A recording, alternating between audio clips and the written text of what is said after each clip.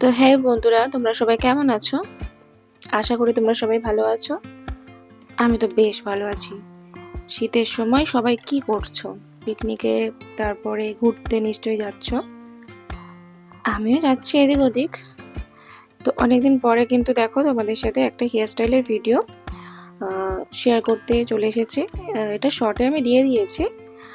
আর তোমরা দেখো নিশ্চয়ই, আমার প্রতিনিয়ত আমি শর্ট ছাড়ি, কিন্তু ভিডিওটা সেভাবে মোটামুটি দেওয়া হয় না, কারণ আমার সময় হয়ে ওঠে না যে তোমাদেরকে ভিডিওটা আমি মানে এডিট করে আর কি দেবো।